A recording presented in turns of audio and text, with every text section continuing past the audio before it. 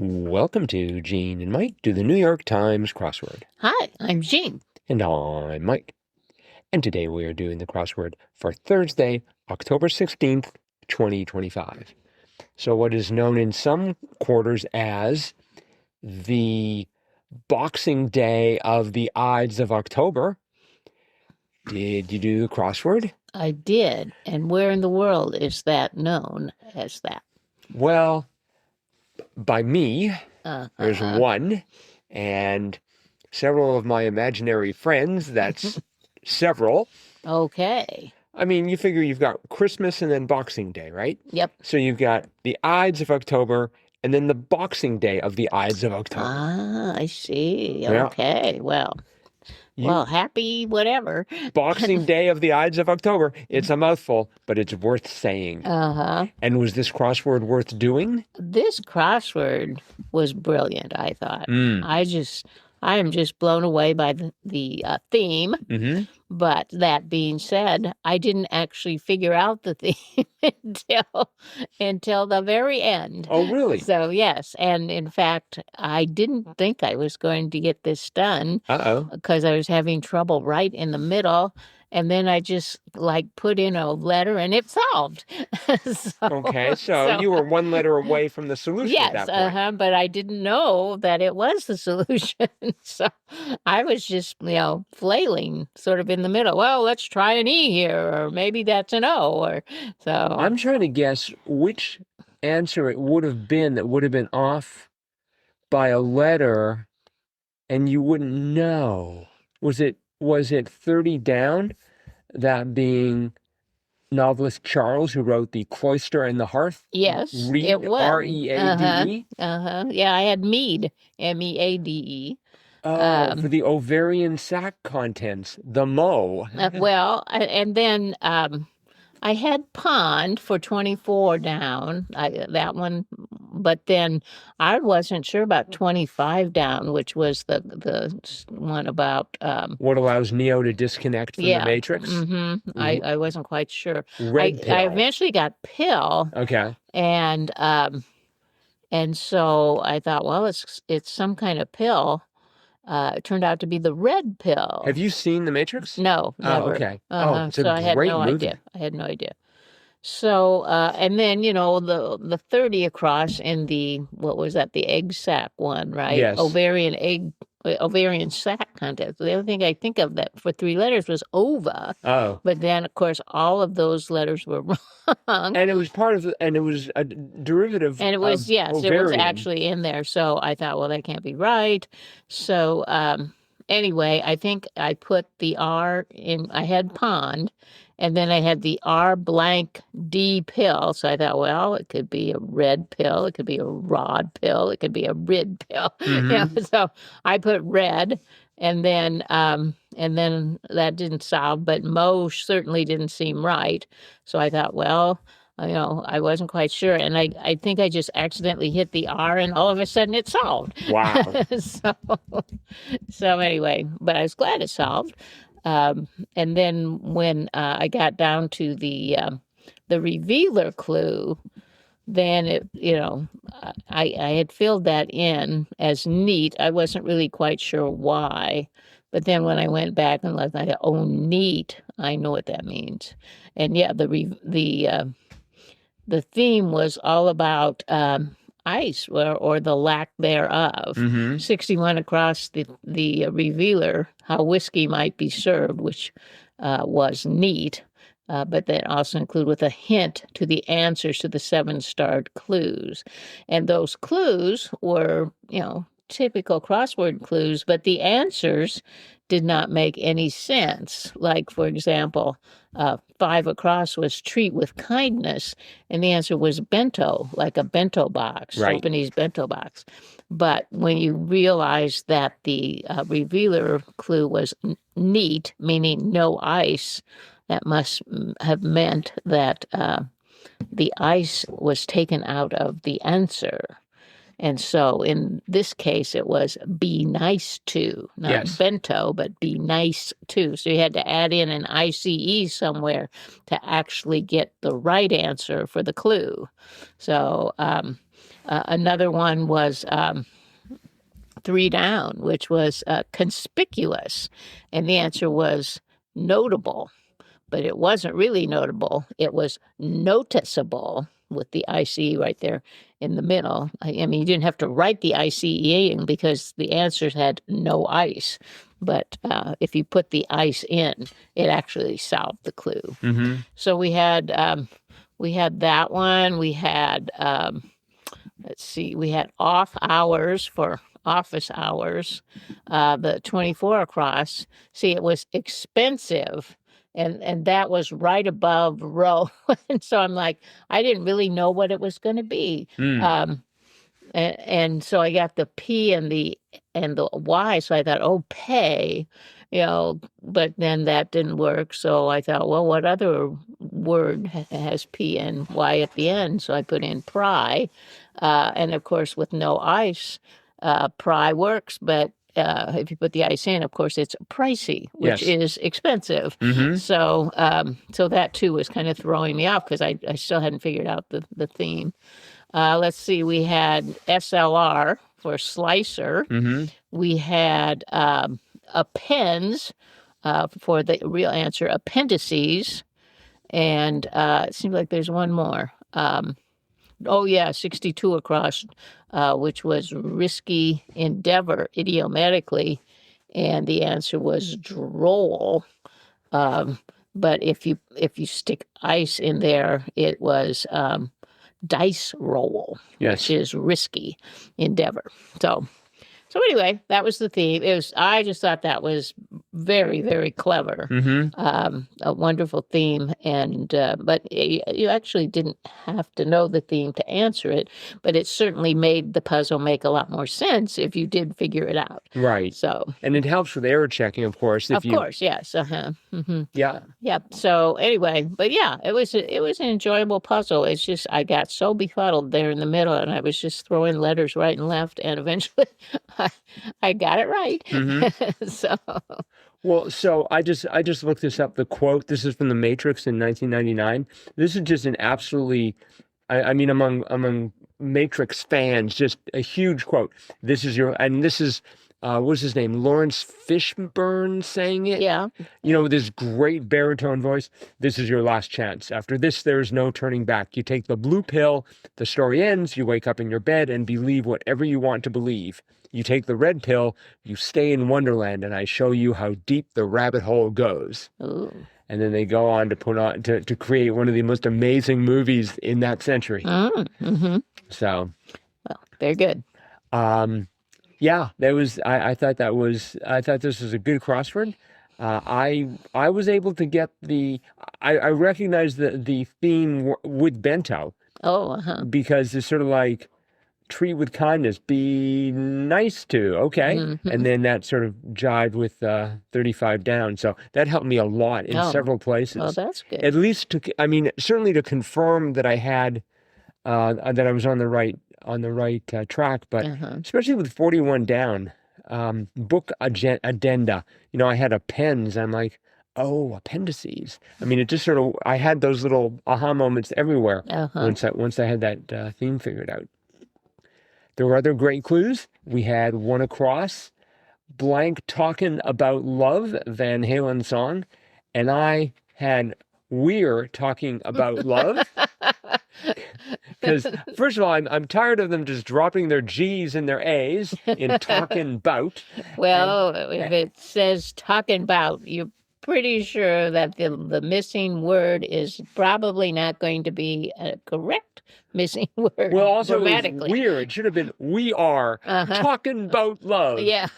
It's like we were grammatically correct at the beginning of this sentence, but then we lost our way. Like we's talking about love or something like that. I have this dream of going back through all the lyrics that have ever been written and changing them so they're grammatically correct. I think it can be done. I think it needs to be done. Maybe it could just be a worldwide English writing assignment.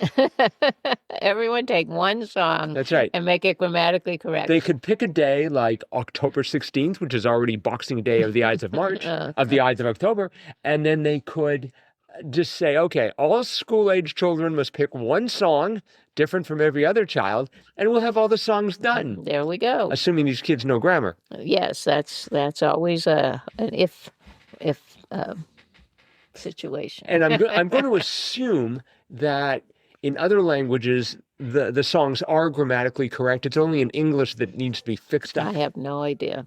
But anyway, it was ain't talking about love. thank you for saying that. I didn't want to say the A word, so thank you for saying that. Ain't talking about love, not about. And not talking about love. Right. That's my version of it. Uh-huh. We had 2 down. I thought was sort of weird. Certain Windows hard drive malfunction, I/O error. Yeah, I had no idea. Yeah, I got that from the crosses. And then we had I thought, a gratuitous insult with 4 down.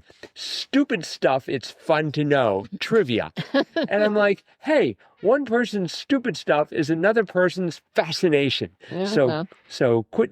And they also did something. Let's see, what else did they do this? Let's see. 6 down. Educated guess, est for estimate. Right. An estimate is more than a guess, even if it is the guess that's gone to high school or something. So, I don't know, I just sort of felt, but I was certainly annoyed at trivia. It's just like, come on. Trivia is, if we didn't have trivia, half the crossword grid would be empty. Or some of the crossword grid would be empty. Actually, not too much of it in this case. Right. So I think I'm just arguing against my own point here, so I'll move on. 10 down was chance to meet one-on-one with a professor. And of course, it was off hours and it became office hours. Right. And I was just thinking, I think office hours are on the way out. I think with ChatGPT and friends, students are much rather like, hey, it's 11 o'clock at night. I'll just go to the ChatGPT office hours, which never close. So I'm finding more time to work. Although I don't think they're going to get nearly as good an education or bad puns from ChatGPT. Did you know 19 across, horned creature in Pan's Labyrinth, faun, F-A-U-N? No, I did not. That sounded familiar, but I don't know where. I mean, because I know it's sort of like a variant spelling of fawn with a W. I don't know if they're really related or not. 14 across was brute, and I went for ogre. Oh, no. But it was a fawn. No, I'm sorry. It was a boar. Boar. No fawns involved there. That's right. Yeah. I thought 15 across was interesting. Statuette modeled after a knight holding a crusader's sword. Oscar. Yes. I've never seen the sword in his hands, but I guess maybe it's just the silhouette. He doesn't hold the sword in his hands. I figure they use it so they can open the envelope. Who knows? They just hold the statue by the envelope. They should do that. I mean, that would get a lot more attention as they swing this heavy statuette around. Yeah, that was fascinating. Yeah. Now, the author of this crossword, Kareem Ayas, might say that was trivia. Yep. But I would say your trivia is our fascinating Oscar fact. Yeah. I also thought it was interesting. We had boar, as you mentioned, at 14 across. And then at 31 across, we had fuddy-duddies. Prudes, right? So it's like let's look for derogatory terms that we can pin on people. Boor, prudes. Well, I think if someone is a brute, they deserve to be called a boor. But I don't know about fuddy-duddies. I mean, fuddy-duddies. If you complain about fuddy-duddies, then you're being, by definition, a fuddy-duddy. Yeah, I suppose so. It's a catch-22. They've got you either way. We had 16 across. That was feeling associated with skipping a party, perhaps. That was FOMO. Yep. Fear of missing out. That took me a bit to get. And 27 down, of course, I did not have a chance at all. Spanish 101 verb, ser. Ser. Is that to be? To be, like. Que sera, sera. Right. Atre verb. French is être, right? Être, right. Être. And sera is will be, I think, in the future. Will be. That's true. 35 across was great. Practice chiromancy, Read palms. Yes, I did not know that. Yeah, I thought that was maybe someone who worked on your back, but I may have that slightly off. Yes, That may be chiropractor I believe as so. opposed to chiromancy. But maybe a chiropractor should be working on your hands because chiro comes from the Greek for hands. Oh, really? Uh-huh. I did not know that. And mancy, I think, means prediction or something. Oh, So I still think chiropractors, they're all going to suddenly realize after this podcast, they've been working on the wrong part of the body. Not the back, the hands. well, their hands work on the back, so Oh, maybe that's true. why it's chiropractor, because they do all their treatment with their hands. Rather They don't than, use their elbows to sort of like really I don't think so. I dig think in. it's all done with the hands. I've never been to a chiropractor. I haven't either, but that was my impression. If we have any listeners who are chiropractors, we'd like to apologize for any offense we have given. We have no idea. We have no We're idea. just muttering. That's right. here. We have no idea. We're talking loudly, but we have no idea what we're talking about loudly.